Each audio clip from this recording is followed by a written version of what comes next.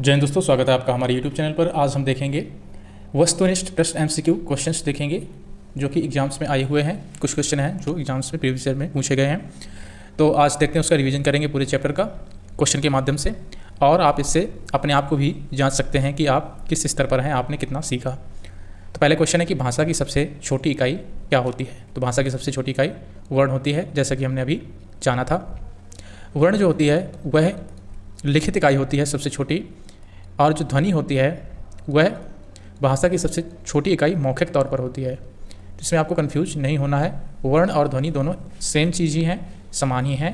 मौखिक के तौर पर ध्वनि बोला जाता है और लिखित तौर पर पूछा जाए तो वर्ण होता है।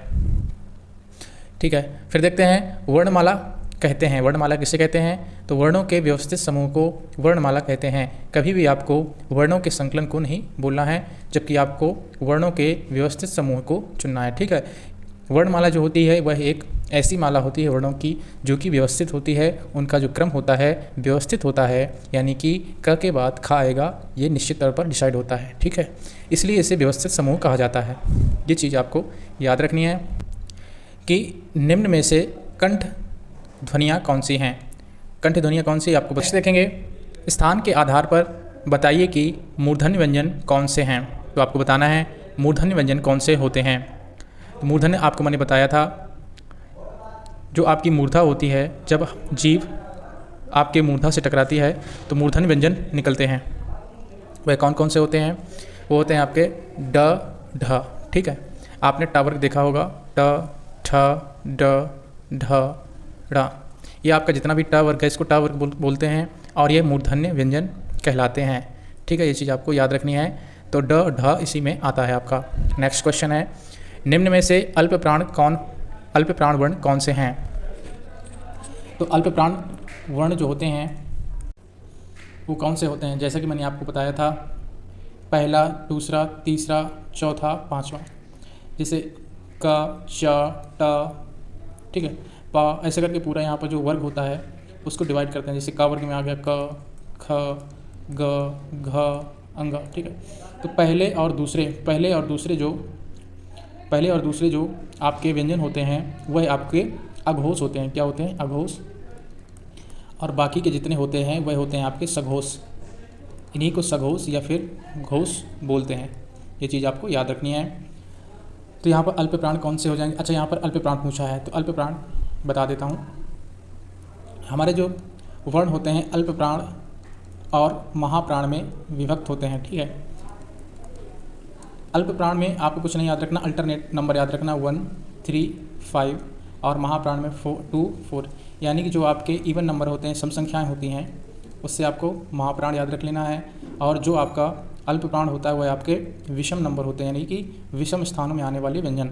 जैसे आप का वर्ग ले लीजिए, का वर्ग में क्या आएगा? पहला आएगा क, ठीक है, फिर आएगा ख छोड़ दीजिए, वो महाप्राण में चला जाए, फिर आएगा ग, फिर घ छोड़ दीजिए महाप्राण में, फिर क, ख, ग, घ, अंग। ठीक है, ये आपके अल्प प्राण हो जाएंगे। ठीक है, तो आपके देखिए यहाँ पर क और ग, ये आपके अल्प प्राण हो जाएंगे। नेक्स्ट देखते हैं, निम्न में से नासिक व्यंजन कौन सा है। नासिक का मतलब होता है जो नाक से ध्वनियाँ निकलती हैं। ये सामान्यतः है आपके पंचमाक्षर होते हैं, किसी भी वर्ग के पंचमाक्षर, जैसे अंगा, इया, ड़ा, ना, मा, ये सब आपके जो पंचमाक्षर होते हैं ये सब नासिक के व्यंजन होते हैं। तो देखिए इया यहाँ पर आ गया तो सही हो जाएगा। नेक्स्ट देखिए, नेक्स्ट देखते हैं ए ऐ वर्ण क्या कहलाते हैं। ठीक है, यानी कि इसमें पूछा गया है कि ए ऐ जो स्वर हैं वो उनके निकलने का स्थान क्या है, उच्चारण स्थान क्या है। तो जैसे कि हमें पता है कंठ तालव्य होता है, ये चीज़ आपको याद करनी है, समझना है, इसे आप प्रैक्टिकल नहीं कर सकते हैं। तो ये कंठ और तालव्य जब फेफड़ों से हवा निकलती है तो कंठ से टकराती है स्वतंत्रियों से, तो कंठ हो गया। और साथ ही वह आपका जो कोमल हिस्सा होता है, कंठ के बाद जो तुरंत वाला हिस्सा होता है वह तालु कहलाता है, पीछे वाला हिस्सा। ठीक है, फिर इसके आगे मूर्धा होता है, फिर यहाँ दांत होते हैं। तो ये वाला जो हिस्सा होता है, ऊपरी छतरी जो आपकी होती है, ये तालु या तालव्य कहलाती है।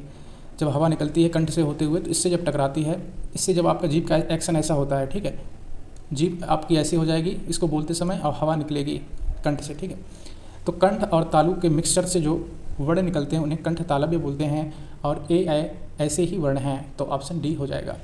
हिंदी वर्णमाला में अयोग वाय कौन से वर्ण होते हैं। तो अयोग वाह्य का मतलब क्या होता है? अयोग वाह्य का मतलब होता है कि जिसका योग ना हो वह अयोग हो जाएगा, और वाह्य का मतलब जिसको वहन करते हों। तो देखिए, जो हमारे विसर्ग, अनुस्वार और विसर्ग होते हैं, ये आपके अयोग वाह्य कहलाते हैं।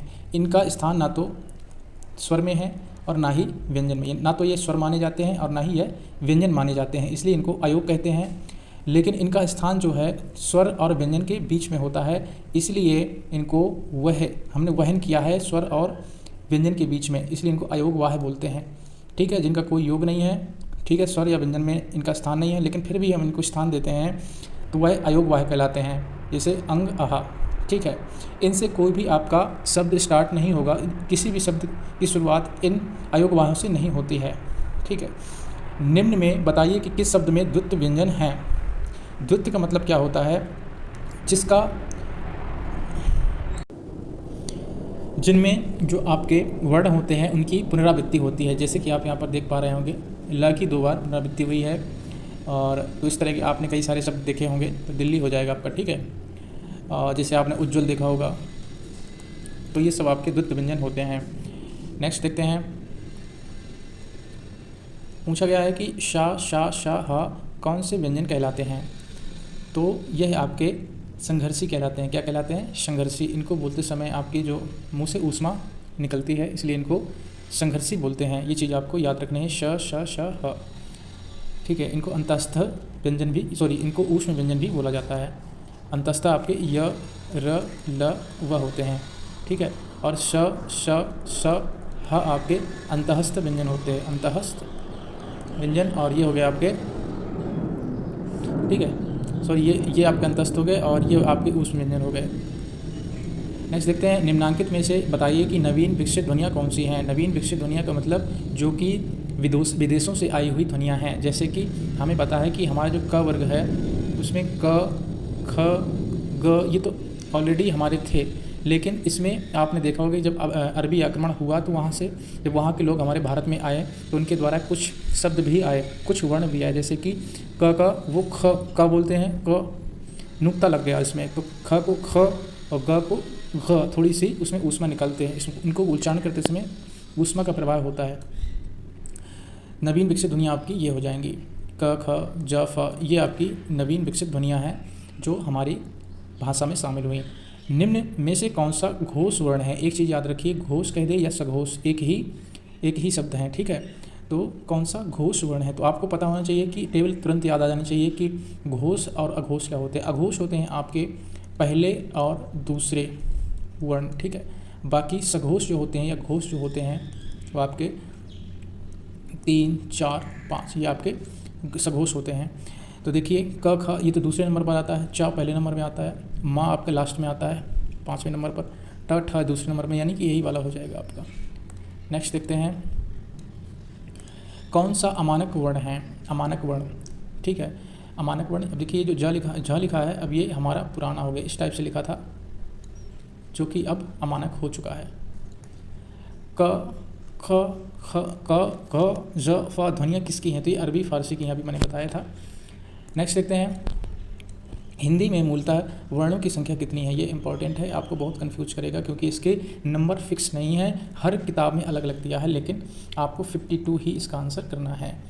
छ ध्वनि किसके अंतर्गत आती है?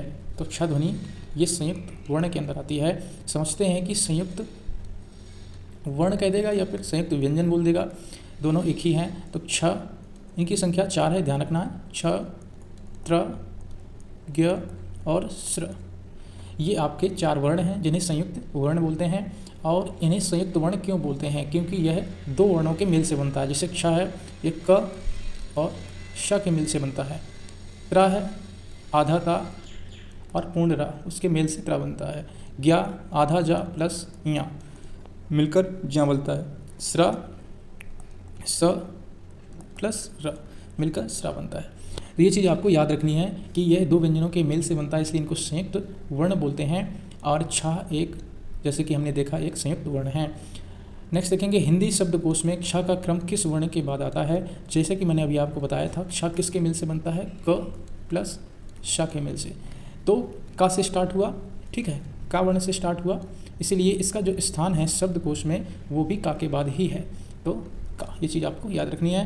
नेक्स्ट देखते हैं। नेक्स्ट दिया है कि ज्या वर्ण किन वर्णों के संयोग से बना है, जैसे कि अभी मैंने बताया था, तो जा और यहाँ, ये चीज़ याद रखनी है। देखिए यहाँ ज और प्लस यहाँ रखा है, लिखा है, और यहाँ तो ये हलंत लगना जरूरी है, ठीक है, ये हलंत होना जरूरी है। अघोष वर्ण कौन सा है, अघोष वर्ण कौन सा होगा, तो सा एक अघोष वर्ण है, ये चीज़ आपको याद रखनी है, ठीक है। ज को आप देखिए, ज को आप देखेंगे कि अघोष है कि नहीं, जैसे कि आपको पता है ज का स्थान क्या, च छ ज तीसरे स्थान पर आ जाता है, जो कि एक सघोष वर्ण हो जाएगा। इसी प्रकार ह भी एक अघोष वर्ण नहीं होता है, सघोष होता है। और बात करें स की, तो आपके जितने भी स है, ये सभी आपके अघोष होते हैं, ये चीज़ आपको याद रखनी है, ठीक है। पहला दूसरा जो टेबल बताई थी ना आपको, पहला दूसरा वर्ग का पहला दूसरा वर्ण और श ह, ये सब अघोष होते हैं। और देखते हैं यहाँ पर घ का उच्चारण स्थान कौन सा है, तो घ का उच्चारण स्थान आप कैसे निकालेंगे, आपको पता है कि ये कंठ का वर्ग का है, तो ये कंठ से निकलेगा। नेक्स्ट देखते हैं।